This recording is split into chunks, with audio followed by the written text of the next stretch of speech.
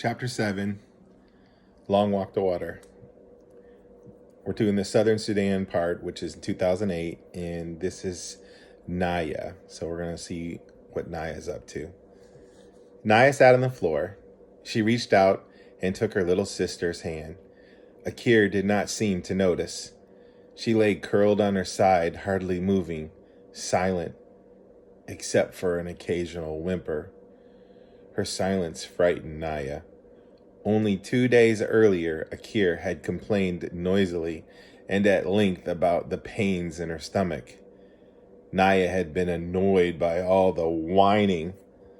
Now she felt guilty, for she could see that her sister no longer had enough strength to complain. Naya knew many people who suffered from the same illness, first cramps and stomach aches, then diarrhea, sometimes fever too. Mostly adults and older children who fell ill recovered at least enough to work again, although they might continue to suffer off and on for years. For the elderly and for small children, the illness could be dangerous. Unable to hold anything in their system, many of them starved to death, even with food right in front of them. Naya's uncle, the chief of their village, knew of a medical clinic a few days' walk away. He told Naya's family that if they could take Akir there, doctors would give her medicine to help her to get better. But a trip like that would be very difficult for Akir. Should they stay at the camp and let her rest so she might heal on her own, or should they begin the long, hard walk and hope they reached help in time? All right, now we're going to backtrack to Southern Sudan. We're going to find out what's happening in Salva's life. The walking began again. Salva shook with terror inside and out. He clung to Uncle like a baby or a little boy, hanging on to his hand or shirt tail when he could never, letting Uncle get further than an arm's length away. He looked around constantly. Every movement in the grass was a lion stalking. Every stillness, a lion waiting to spring. Mariel was gone, vanished into the night. He would never, ever have wandered away from the group on his own. His disappearance could mean only one thing: lion. A lion had been hungry enough to approach the group as they slept. A few men had been keeping watch, but in the dark of night, with the wind rippling through the long grass, the lion could easily have crept close without being seen. It had sought out prey that was small and motionless, Mariel sleeping, and it had taken him away, leaving only a few splotches of blood near the path. If it hadn't been for Uncle, Salva might have gone crazy with fear. Uncle spoke to him all morning in a steady, low voice.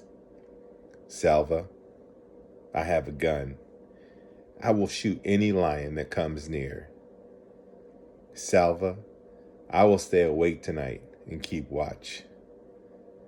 Salva, we will soon be out of lion country. Everything will be all right. Listening to Uncle, hurrying to stay close to him, Salva was able to make his feet move, despite the cold terror throughout his body. But nothing was all right. He had lost his family, and now he had lost his friend as well. No one had heard any screaming in the night. Salva hoped with all his heart that the lion had killed Mariel instantly, that his friend hadn't had time to feel fear or pain. The landscape grew greener, and the air smelled of water. The Nile, Uncle said. We will soon come to the Nile River, and crossed to the other side. The Nile, the longest river in the world, the mother of all life in Sudan. Uncle explained that they would come to the river at one of its broadest stretches. It will not even look like a river. It will look like a big lake. We will spend a long time crossing to the other side. And what is on the other side? Salva whispered, still fearful. Desert, Uncle answered. And after that, Ethiopia. Salva's eyes filled with tear. Mario had been right about Ethiopia. How I wish he were here so I could tell him I was wrong. Salva stood on the bank of the Nile. Here, as Uncle had said, the river formed a big lake. The group would cross the Nile in boats. Uncle said it would take a whole day to reach the island in the middle of the lake, and another day to get to the far shore. Salva frowned. He saw no boats anywhere. Uncle smiled at Salva's puzzled expression. "What, you didn't bring your own boat?" he said. "Then I hope you're a good swimmer." Salva lowered his head. He knew that Uncle was teasing, but he felt so tired of worrying about his family, tired of thinking of poor Mario, tired of walking and not knowing where they were going. The least Uncle could do was tell him the truth about the boats. Uncle put his arm around Salva's shoulder. "You'll see.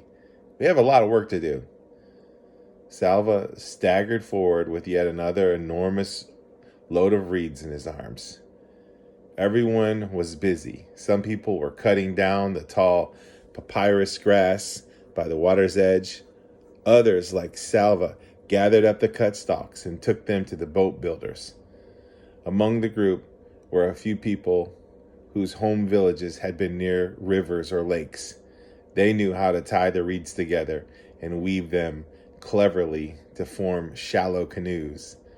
Everyone worked quickly, although there was no way of knowing whether they had to hurry or not. No way of knowing how near the war was. The fighting could be miles away, or a plane carrying bombs could fly over ahead at any moment. It was hard work running back and forth between those cutting and those weaving, but Salva found that the work was helping him feel a little bit better. He was too busy to worry much. Doing something, even carrying big, awkward piles of slippery reeds, was better than doing nothing. Every time Salva delivered a load of reeds, he would pause for a few moments to admire the skill of the boat builders. The long reeds were laid out in neat bunches. Each end of a bunch would be tied together tightly. Then the bunch of the reeds was pulled apart in the middle to form a hollow, and then the two sides were tied all along their lengths to make a basic boat shape.